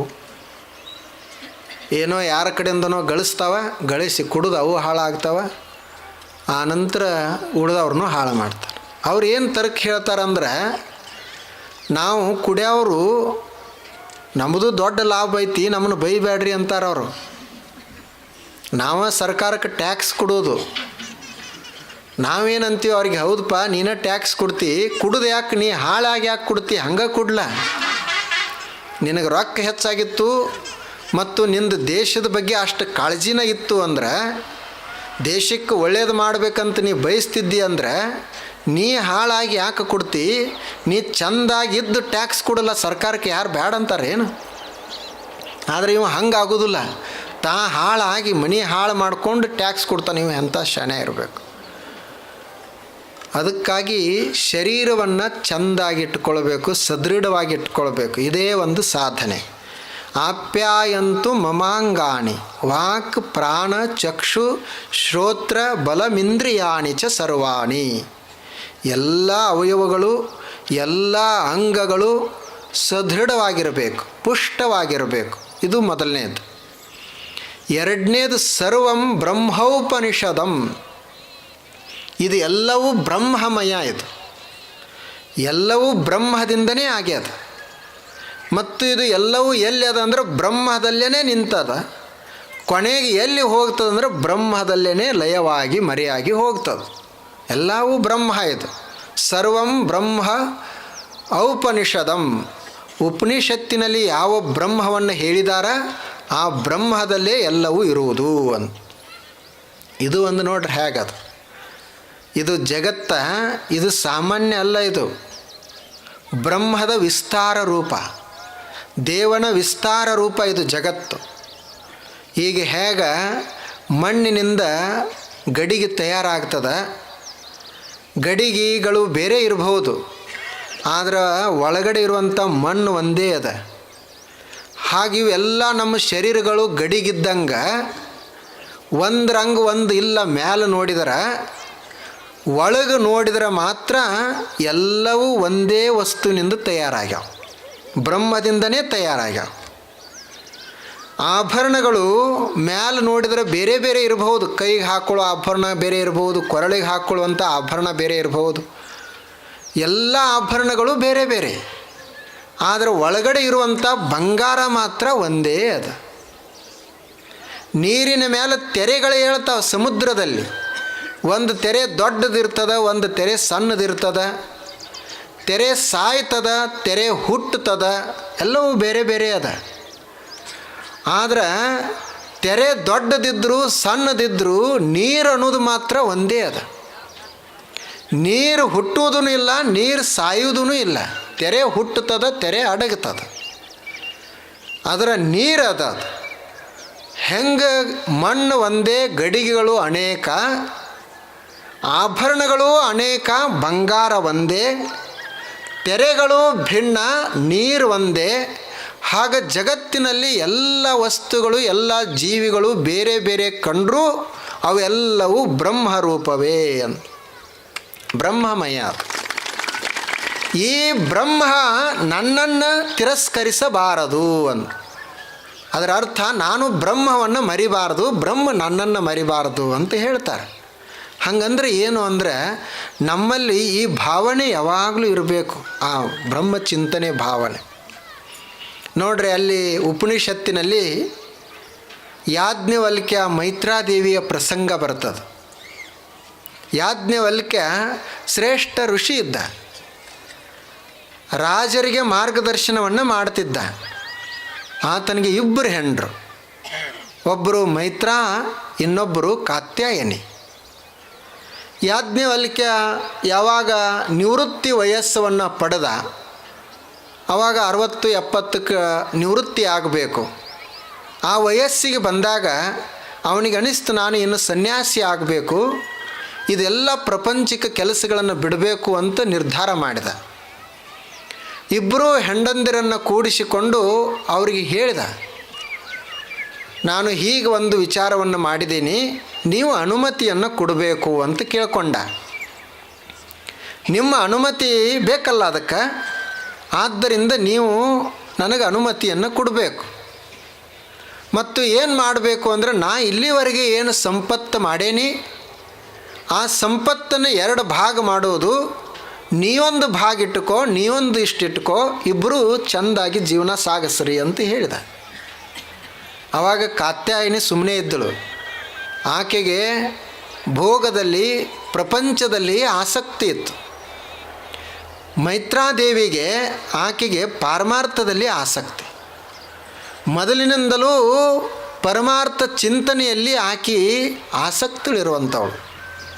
ಆಕೆ ಕೇಳ್ತಾಳೆ, ಈಗ ನೀವು ಈ ಭೋಗವನ್ನು ತೆಗೆದುಕೊಂಡು, ಭೋಗ ವಸ್ತುಗಳನ್ನು ತೆಗೆದುಕೊಂಡು ಸುಖವಾಗಿರ್ರಿ ಅಂತ ಹೇಳಿದ್ರಿ ಅಲ್ಲ, ಈ ವಸ್ತುಗಳಿಂದ ನಿಜವಾದ ಸುಖವನ್ನು ಅನುಭವಿಸಬಹುದೇನು ಅಂತ ಆಕೆ ಕೇಳ್ಕೊಂಡ್ರು. ನಿಜವಾದ ಸುಖವನ್ನು ಈ ವಸ್ತುಗಳಿಂದ ಅನುಭವಿಸಬಹುದೇನೋ? ಆವಾಗ ಯಾಜ್ಞವಲ್ಕ್ಯ ಹೇಳ್ತಾನೆ, ನೋಡು, ಖರೆ ಹೇಳುವುದಾದ್ರೆ ಈ ವಸ್ತುಗಳೇನೋ ಸುಖ ಕೊಡ್ತಾವೆ, ಆದ್ರೆ ನಿಜವಾದ ಸುಖ ಕೊಡೋದಿಲ್ಲ. ಈ ವಸ್ತುಗಳು ತಾತ್ಪೂರ್ತಿಕ ಸುಖ ಕೊಡ್ತಾವೆ. ಈಗ ಹೋಳ್ಗಿನ ಅಂತ ಇಟ್ಕೋ, ಹೋಳ್ಗೆ ನಾವು ಉಂಡಾಗ ಸುಖ ಆಗ್ತದೆ. ಅದು ಒಂದು ವೇಳೆ ಶಾಶ್ವತ ಸುಖ ಕೊಡ್ತಿತ್ತಂದ್ರೆ ಯಾವಾಗಲೂ ಹೋಳ್ಗೆ ಉಂಡ್ರೆ ಸುಖಾನ ಆಗಬೇಕಾಗಿತ್ತು. ಹಂಗಾಗೋದಿಲ್ಲ. ಇವತ್ತೂ ಹೋಳ್ಗೆ ಉಂಡೀವಿ, ನಾಳೆನೂ ಹೋಳ್ಗೆ ಉಂಡೀವಿ, 3ನೇ ದಿವ್ಸಕ್ಕೆ ಒಲ್ಲೆ ಅನ್ನಿಸ್ತದೆ.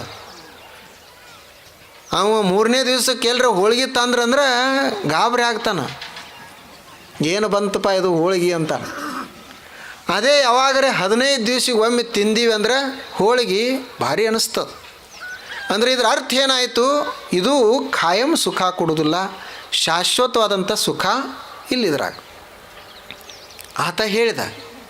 ಆಕೆ 2ನೇ ಮಾತನ್ನು ಕೇಳಿದಳು, ಈ ಭೋಗದ ವಸ್ತುಗಳು ಖಾಯಂ ಸುಖ ಕೊಡೋದಿಲ್ಲ ಅಂತ ನೀವು ಹೇಳಿದ್ರಿ, ಹೋಗಲಿ ಸುಖ ಬೇಡ, ಆದರೆ ನೀವೇನು ಅಮೃತತ್ವವನ್ನು ಪಡಿಬೇಕಂತ ಮಾಡೀರಿ, ಮೋಕ್ಷವನ್ನು ಪಡಿಬೇಕಂತ ಮಾಡೀರಿ, ಆ ಮೋಕ್ಷವನ್ನು ಈ ವಸ್ತುಗಳಿಂದ ಪಡಿಬಹುದೇನು ಅಂತ ಪ್ರಶ್ನೆ ಕೇಳಿದ. ಒಂದು ಸುಖ, ನಿಜವಾದ ಸುಖವನ್ನು ಪಡಿಲಿಕ್ಕೆ ಸಾಧ್ಯ ಏನು ಈ ವಸ್ತುಗಳಿಂದ? ಆತ ನಿಜವಾದ ಸುಖವನ್ನು ಪಡಿಲಿಕ್ಕೆ ಸಾಧ್ಯ ಇಲ್ಲ ಅಂತ ಹೇಳಿದ. ಇನ್ನು ಕೊನೆಗೆ ಮೋಕ್ಷ, ಅಮೃತತ್ವರೇ ಪಡಿಲಿಕ್ಕೆ ಬರ್ತದೇನು ಅಂತ ಕೇಳಿದ. ಆವಾಗ ಆತ ಹೇಳಿದ, ಈ ಭೋಗಗಳನ್ನೇ ಅಶಾಶ್ವತ ಅದಾವೆ, ಇವು ಅಸತ್ಯ ಅದಾವೆ, ಇದ್ದಂಗೆ ಇರುವುದಿಲ್ಲ. ಇನ್ನು ಇಂಥ ವಸ್ತುಗಳಿಂದ ಶಾಶ್ವತ ಸತ್ಯ, ಇದ್ದಂಗೆ ಇರುವಂಥ ಸತ್ಯವನ್ನು ಹೆಂಗೆ ತಿಳಿಲಿಕ್ಕಾಗ್ತದೆ? ಅದು ಕೂಡ ಆಗೋದಿಲ್ಲ. ಆವಾಗ ಆಕೆ ಏನು ಹೇಳಿದಳು ಅಂದರೆ, ಹಾಗಾದ್ರೆ ಇವು ನನಗೆ ಇವು ಬೇಡ, ಇವುಗಳನ್ನೆಲ್ಲ ಕಾತ್ಯಾಯನಿಗೆ ಕೊಟ್ಟು ಬಿಡೋಣ, ನಾನು ನಿಮ್ಮ ಜೊತೆಗೆ ಬರ್ತೀನಿ ಅಂತ ಆಕಿನ ತಯಾರಾದ. ಇದು ಬ್ರಹ್ಮದ ಕುರಿತ ಆಸಕ್ತಿ. ಇಂಥವ್ರು ಎಲ್ಲೋ ಒಬ್ಬರು ಜನ ಇರ್ತಾರೆ. ಋಷಿಗಳು ಯಾಕೆ ಅದನ್ನು ಕೇಳ್ಕೊಂಡ್ರು ಅಂದ್ರೆ, ನಾನು ಬ್ರಹ್ಮವನ್ನು ಮರಿಬಾರ್ದು, ಬ್ರಹ್ಮ ನನ್ನನ್ನು ಮರಿಬಾರ್ದು ಅಂತ ಯಾಕೆ ಕೇಳ್ಕೊಂಡ್ರು ಅಂದ್ರೆ, ಈ ಪ್ರಪಂಚದೊಳಗೆ ಬಂದ ಬಳಿಕ ನಮ್ಮನ್ನು ಮರಿಸುವಂಗೆ ಮಾಡ್ತದೆ, ಸತ್ಯದ ಕಡೆ ಹೋಗಲಾರ್ದಂಗೆ ಮಾಡ್ತದೆ. ಇದು ಮ್ಯಾಲ ಅಷ್ಟು ಆಕರ್ಷಕ ಇರ್ತದೆ. ಈ ಆಕರ್ಷಣೆಯಿಂದ ಮನುಷ್ಯ ಹೊರಗೆ ಬರುವುದನೇ ಇಲ್ಲ. ಅದಕ್ಕೆ ಅವ ದೇವರಿಗೆ ಹೇಳ್ತಾನೆ, ದೇವರೇ, ಬ್ರಹ್ಮದ ಆಸಕ್ತಿ ನನ್ನಲ್ಲಿ ಏನದ ಅದು ಕಡಿಮೆ ಆಗಬಾರದು, ಬ್ರಹ್ಮ ನನ್ನ ಕೈ ಬಿಡಬಾರ್ದು. ಅಂದರೆ ಅದರ ಅರ್ಥ ಆತನ ಚಿಂತನೆ ನಮ್ಮಲ್ಲಿ ಇರಬೇಕು ಅಂತ. ಇಲ್ಲಾದರೆ ಎಷ್ಟು ಮುಳುಗಿ ಹೋಗ್ತಾನೋ ಮನುಷ್ಯ ಅಂದರೆ, ಶಂಕರಾಚಾರ್ಯರು ಹೇಳ್ತಾರೆ ಅವ್ರದ್ದು. ಅವರು ದೊಡ್ಡ ಜ್ಞಾನಿಗಳು, 32 ವರ್ಷ ಅಷ್ಟೇ ಬದುಕಿದರು. ಆದ್ರೆ ಇಡೀ ಭಾರತದ ತುಂಬ ಜ್ಞಾನವನ್ನೆಲ್ಲ ಕಡೆ ಹಂಚಿದ್ರಲ್ಲ, ಅವರು ತಾವು ಪಡೆದಿರುವಂಥ ಜ್ಞಾನವನ್ನು ಯಾರಿಗಾರೆ ಕೊಡಬೇಕಂತ ಪ್ರಯತ್ನ ಮಾಡಿದರು. ಆದರೆ ಯಾರೂ ತೆಗೆದುಕೊಳ್ಳೋಕೆ ತಯಾರಿರಲಿಲ್ಲ. ಅವ್ರು ಹೇಳ್ತಾರೆ, ಬಾಲಸ್ತಾವತ್ ಕ್ರೀಡಾಸಕ್ತ ತರುಣಸ್ತಾವತ್ ತರುಣೀರಕ್ತಃ ವೃದ್ಧಸ್ತಾವತ್ ಚಿಂತಾಮಗ್ನಃ ಪರೇ ಬ್ರಹ್ಮಣಿ ಕೋಪಿನ ಲಗ್ನಃ. ಬಾಲಕರಿಗೆ ಹೇಳಬೇಕಂತ ಮಾಡಿದರು, ಅವರೆಲ್ಲ ಆಟದೊಳಗೆ ಮುಳುಗಿದ್ರು. ತರುಣರಿಗೆ ಹೇಳಬೇಕಂತ ಮಾಡಿದರು, ಅವರೆಲ್ಲ ತರುಣಿಯರಲ್ಲಿ ಮುಳುಗಿ ಹೋಗಿದ್ದರು. ಇನ್ನು ಕೊನೆಗೆ ಇವರು ವೃದ್ಧರು ಉಳ್ದಾರ, ಅವ್ರಿಗರೇ ಹೋಗಿ ಹೇಳೋನು ಅಂದ್ರೆ ಅವ್ರು ಹಿಂದಿನ 60 ವರ್ಷದ ಚಿಂತ್ಯಾಗ ಮುಳುಗ್ಯಾರ. ನಾ ಹಂಗೆ ಮಾಡಿದೆ, ನಾ ಹಿಂಗೆ ಮಾಡಿದೆ, ಹಂಗೆ ಆಗಬಾರ್ದಾಗಿತ್ತು, ಹಿಂಗೆ ಆಗಬೇಕಾಗಿತ್ತು, ಈ ಚಿಂತ್ಯಾಗ ಅವ್ರು ಮುಳುಗ್ಯಾರ. ಯಾರಿಗಿದನ್ನು ಹೇಳೋದಿನ್ನ ಪರೇ ಬ್ರಹ್ಮಣಿ ಕೋಪಿನ ಲಗ್ನಃ, ಯಾವ ಮನುಷ್ಯನೂ ಸಿಗಲಿಲ್ಲ ಅಂತ ಹೇಳಿದರು. ಯಾವ ಮನುಷ್ಯನೂ ಸಿಗಲಿಲ್ಲ. ಅವ್ರಿಗೆ ಸಿಕ್ಕಿಲ್ಲ, ನಮಗೆ ಇಟ್ಟು ಮಂದಿರ ಸಿಕ್ಕಾರ. ಇದೇನು ಕಾಲ ಬದಲಾಗೈತೆ ಕಾಣ್ತದೆ.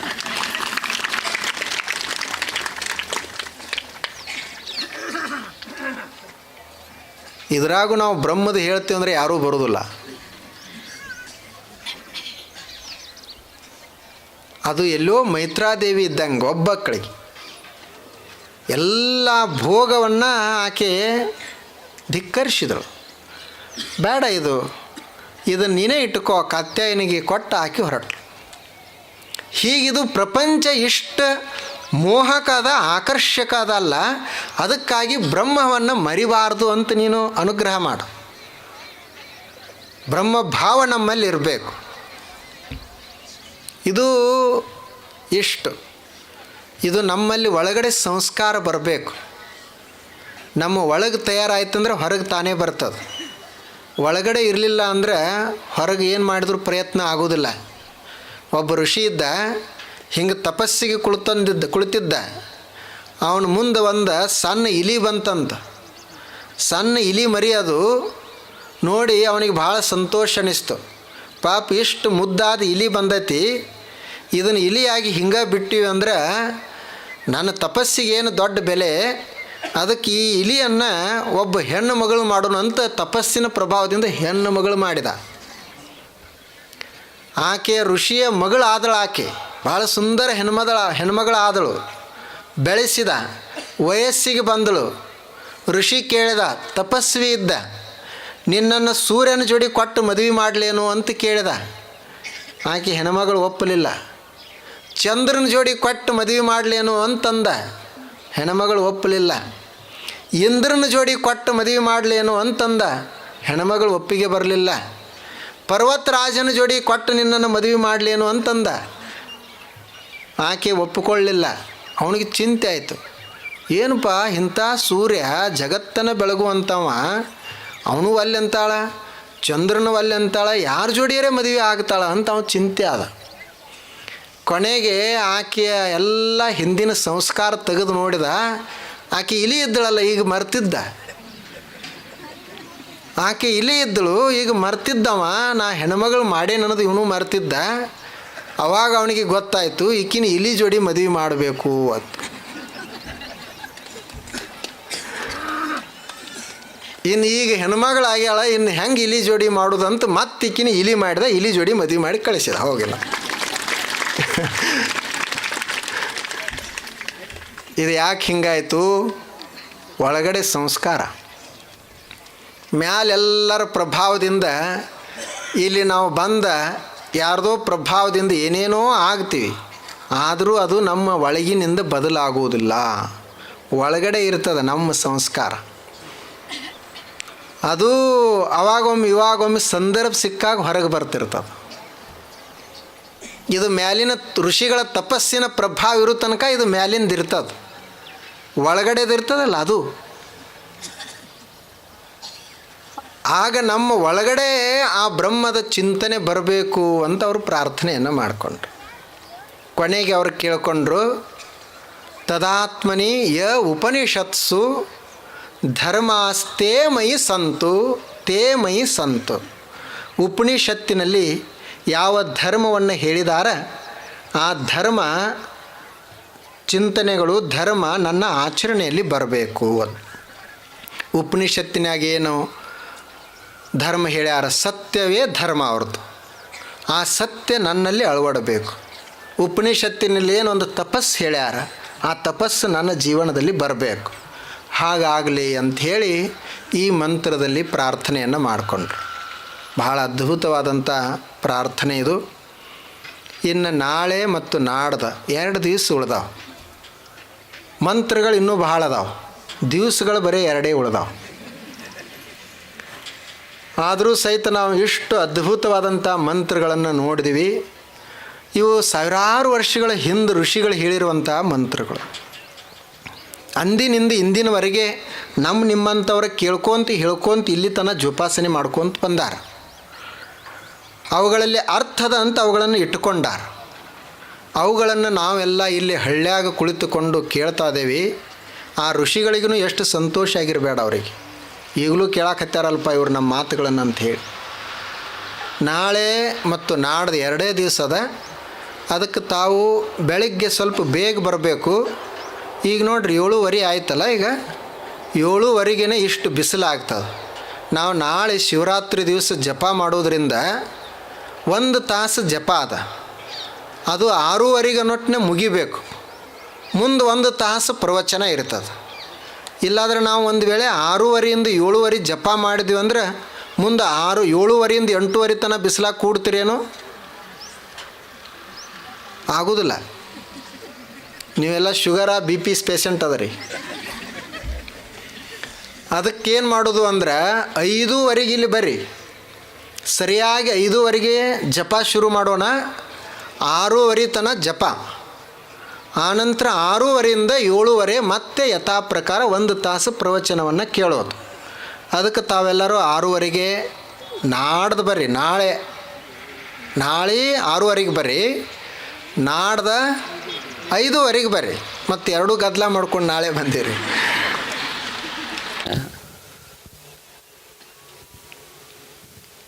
ಅಮೃತಾನಂದ ಮಹಾಸ್ವಾಮಿಗಳಲ್ಲಿ ದೀರ್ಘ ದಂಡ ನಮಸ್ಕಾರಗಳನ್ನು ಅರ್ಪಿಸುತ್ತಾ, ಇಲ್ಲಿ ಕೂಡಿರುವಂಥ ಎಲ್ಲ ಸದ್ಭಕ್ತರು ಶರಣರಿಗೆ ನನ್ನ ಅನಂತ ಪ್ರಣಾಮಗಳು. ಇವತ್ತು ನೀವು ಭಾಳ ಪುಣ್ಯವಂತರು. ಅಮೃತಾನಂದ ಅಪ್ಪರಿಂದ ಅಮೃತನ ಆಸ್ವಾದನೆ ಮಾಡ್ಲಕತ್ತೀವಿ ನಾವು. ಭಾಳ ಅದ್ಭುತವಾದಂಥದ್ದು. ಈ ಬೆಳಗಿನ ಶುಭ ಮುಹೂರ್ತದಲ್ಲಿ ಸತ್ಸಂಗದಲ್ಲಿ ತಾವು ಭಾಗಿಯಾಗಿ ದಿನ ಅವರ ಅಮೃತವಾಣಿಯನ್ನು ಆಲಿಸ್ತಾ ಇದ್ದೀರಿ. ಭಾಳ ಸಂತೋಷ, ಒಳ್ಳೆಯ ಕೆಲಸ. ಅಪ್ಪವ್ರ ಕುರಿತು 1-2 ನಿಮಿಷ. ಅವ್ರು ಸಣ್ಣವರಿತ್ತ ಅವ್ರ ಒಡನಾಟ ನನಗೆ ಕೂಡ ಬಂದಿತ್ತು. ನಮ್ಮ ಶಾಲೆಯ ವಿದ್ಯಾರ್ಥಿಯಾಗಿದ್ದರು. ನಮ್ಮ ಸ್ಕೂಲಿಗೆ ಅವರು ವಿದ್ಯಾರ್ಥಿಯಾಗಿ ಬಂದಾಗ ನಮ್ಮ ದೊಡ್ಡ ಶಾಲೆ 18 ಜನ ಶಿಕ್ಷಕರು, 18 ಕ್ಲಾಸ್ಗಳು. ನಾವೆಲ್ಲರೂ ಶಿಕ್ಷಕರು ಮಾಡಲಂಥ ಕೆಲಸ ಅವ್ರು ಮಾಡಿದರು. ಯಾರಿಗೇನು ಹೇಳಕ್ಕೆ ಹೋಗಲಿಲ್ಲ. ಅವರ ಟೈಮ್ ಪಾಲಿಸೋದು, ಅವ್ರ ವೇಷಭೂಷಣ, ನಂತರ ಅಧ್ಯಯನ, ಅಧ್ಯಾಪನ, ಗುರುಗಳಿಗೆ ಅತ್ಯಂತ ಭಕ್ತಿ ನಿಷ್ಠೆಯಿಂದ ಅವರು ಕೂಡ ಚಟುವಟಿಕೆ ನಿರ್ವಹಿಸೋದು, ಇದೆಲ್ಲ ನೋಡಿ ನಾವು ಹೇಳೋಕ್ಕಿಂತ ಅವ್ರು ನೋಡಿ ನಮ್ಮ ಶಾಲೆ ಪರಿವರ್ತನೆ ಆಗಿಬಿಡ್ತು.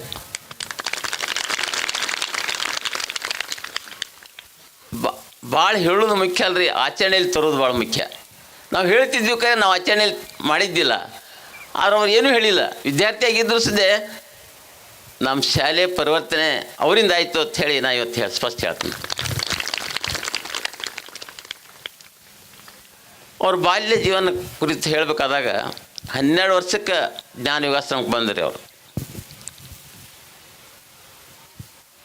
ಸಿದ್ದೇಶ್ವರಪ್ಪರ ಮಾನಸ ಪುತ್ರರವರು. ಭಗವದ್ಗೀತೆ, ರಾಮಾಯಣ, ಮಹಾಭಾರತ, ಉಪನಿಷತ್ತುಗಳು, ವಚನ ಸಾಹಿತ್ಯ, ನಿಜಗುಣ ಶಿವಯೋಗಿಗಳ ಸಿದ್ಧಾಂತ ಶಿಖಾಮಣಿ, ಇವೆಲ್ಲವನ್ನು ಅವರಿಂದ ಜ್ಞಾನ ಪಡೆದು ಅದ್ಭುತವಾದಂಥ ಅವರ ಜ್ಞಾನವನ್ನು ಆಸ್ವಾದನೆ ಪಡೆದರು. ಇವರ ವಿದ್ವತ್ವವನ್ನು ಮೆಚ್ಚಿ, ಇವರ ಸಾಮರ್ಥ್ಯವನ್ನು ಮೆಚ್ಚಿ ಬಾಲಗಾಮಿ ಆಶ್ರಮದ ಅಧಿಪತಿಯನ್ನಾಗಿ ಮಾಡಿದರು ಅವರು. ಸಿದ್ದೇಶ್ವರಪ್ಪರಿಗೆ ಗುರುತಿತ್ತು. ಅಂಥ ದೊಡ್ಡ ಆಶ್ರಮಕ್ಕೆ ಇವರೇ ಯೋಗ್ಯ ಅನ್ನುವಂಥ ಒಂದು ಸಂಕಲ್ಪ ಮಾಡಿ 100 ಎಕರೆ ಆಸ್ತಿದಂಥ ಮಠ ರೀ ಅದು.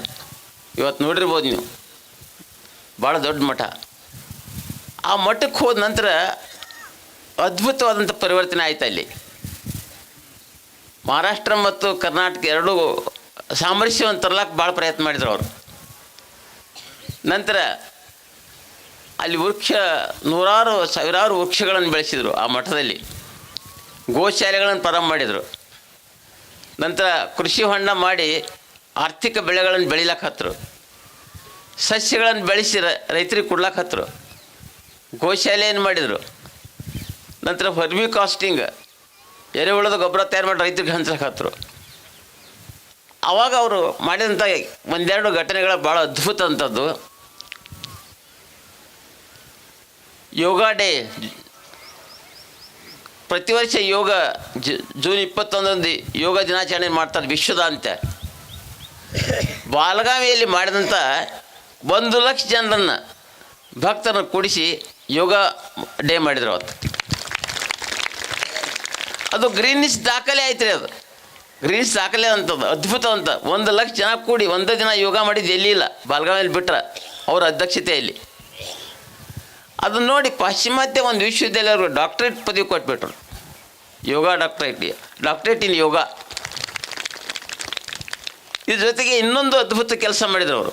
ಏನಂದ್ರೆ ಕೃಷಿಕರ ಸಮ್ಮೇಳನ. ಸುಮಾರು ನಾನು ಹೋಗಿದ್ದೀನಿ, ಸುಮಾರು ಒಂದು 60-70 ಸಾವಿರ ಜನ, ಎಲ್ಲ ರೈತರ ಸಮಾವೇಶ. ಅದೃಶ್ಯ ಕಾಡು ಸಿದ್ದೇಶ್ವರ ಮಠ ಬಂದರು, ಸಿದ್ದೇಶ್ವರಪ್ಪ ಅವರಿದ್ದರು, ಎಲ್ಲ ರೈತರಿದ್ದರು. ರೈತರ ಸಲುವಾಗಿ ಒಂದು ಚಿಂತನ ಮಂಥನ ಕಾರ್ಯಕ್ರಮ ಮಾಡಿದರು. ಅದು ಒಂದು ರೈತರಿಗೆ ಒಳ್ಳೆಯ ಮಾರ್ಗದರ್ಶನವಾದ ಕಾರ್ಯಕ್ರಮ. ಇಂಥ ಅದ್ಭುತವಾದಂಥ ಕೆಲಸ ಅವ್ರ ಕೈಯಿಂದ ಆಗ್ಲಕತ್ತಿದವ. ಅವರ ಇನ್ನು ಸಿದ್ದೇಶ್ವರಪ್ಪರ ಸಾಕಷ್ಟು ಶಿಷ್ಯರಾದ್ರಿ ಆಶ್ರಮದಾಗ. ಆದರೆ ಅವರ ವಿಚಾರಧಾರೆಯನ್ನು ಜೀವನದಲ್ಲಿ ಅಳವಡಿಸ್ಕೊಂಡವ್ರು ಅವರೊಬ್ಬರೇ. ನೋಡಿರಿ, ವಿಚಾರ ಮಾಡಿರಿ ನೀವು. ಅವರು 6:30 7:30 ತನ್ನ ಪ್ರವಚನ ಅವರು ಹಂಗೆ ಮಾಡಿದ್ದಾರೆ. ಒಂದು, ಅವ್ರಿಗೆ ಕಿಸೆ ಇದ್ದಿದ್ದಿಲ್ಲ, ಇವ್ರಿಗೆ ಕಿಸೆ ಇಲ್ಲ, ಆಸೆ ಇಲ್ಲ, ಅಂಗಿನೇ ಇಲ್ಲ ಅವ್ರಿಗೆ. ಅವ್ರ ಕಿಸೆ ನೋಡಿ, ಇವ್ರಿಗೆ ಅಂಗಿನೇ ಇಲ್ಲ. ನಂತರ ಹೇಳುವಂಥ ಶೈಲಿ ನೋಡ್ರಿ, ವಿಷಯ ಭಾಳ ಅಂದ್ರೆ ಕಂಟೆಂಟ್ ಈಸ್ ವೆರಿ ಸ್ಮಾಲ್. ಬೋಧಿಸುವಂಥ ವಿಷಯ ಭಾಳ ಸಣ್ಣದ, ಅದನ್ನು ವಿವರಣೆ ಮಾಡುವಂಥ ಸಾಮರ್ಥ್ಯ ಭಾಳ ದೊಡ್ಡದು. ಇದೇ ಒಂದು ಮಂತ್ರ ಹೇಳಿದ್ರಿ ನೀವು, ನೋಡಿದ್ರಿ, ಅದು ಸಂಸ್ಕೃತ ಮಂತ್ರ. ಆದರೆ ಅದು ಸಂಸ್ಕೃತ ಅತ್ಯಂತ ತಿಳಿ ಕನ್ನಡ ಭಾಷೆಯಲ್ಲಿ ಅದನ್ನು ವಿವರಣೆ ಮಾಡಿದರು ಅವರು. ಈ ಕಲೆ ಅಪ್ಪವರಿಂದ ಬಂದಿದ್ರು ಒಬ್ಬರಿಗೆ. ನಂತರ ಸಾದಾ ಜೀವನ, ಉದಾತ್ತ ವಿಚಾರ, ಮಾನವತಾ ಪ್ರೇಮ, ನಿಸರ್ಗ ಪ್ರೇಮ, ನಂತರ ಎಲ್ಲ ಅದ್ಭುತವಾದಂಥ ಗುಣಗಳು ಅಪ್ಪವರಿಂದ ಅಳವಡಿಸ್ಕೊಂಡವರು ಅವರೊಬ್ಬರೇ. ಅದಕ್ಕೆ ಇವರ ಭಾವಿ ಜೀವನದಲ್ಲಿ ಅತ್ಯಂತ ಅದ್ಭುತವಂತ ಈಗ ನೀವು ನೋಡಿದ್ರಿ, ಎಲ್ಲರೂ ಇತಿಹಾಸ ತೆಗೆದು ನೋಡಿದ್ರೆ, ರಾಮಕೃಷ್ಣ ಪರಮಹಂಸರಿಗಿಂತ ವಿವೇಕಾನಂದರು ಏನಪ್ಪ ಅಂದರೆ ಹೆಚ್ಚು ಪ್ರಸಿದ್ಧಿ ಆದರು. ಮಲ್ಲಿಕಾರ್ಜುನ ಸ್ವಾಮಿಗಳಿಗಿಂತ ಸಿದ್ದೇಶ್ವರಪ್ಪ ಹೆಚ್ಚು ಪ್ರಸಿದ್ಧಿ ಆದರು. ಹಂಗೆ ಅಮೃತಾನಂದರು ಸಿದ್ದೇಶ್ವರಪ್ಪರಿಗಿಂತ ಹೆಚ್ಚು ಪ್ರಸಿದ್ಧಿಯನ್ನು ಆಗಲಿ ಅಂಥೇಳಿ ನಾನು ಅತ್ಯಂತ ಆ ಪರಮಾತ್ಮನಲ್ಲಿ ಕಳಕಳಿಯಿಂದ ಕೇಳ್ಕೊಂಡು ನಾನು 2 ಮಾತುಗಳಿಗೆ ವಿರಾಮ ಮಾಡುತ್ತೇನೆ. ಜೈ ಹಿಂದ್.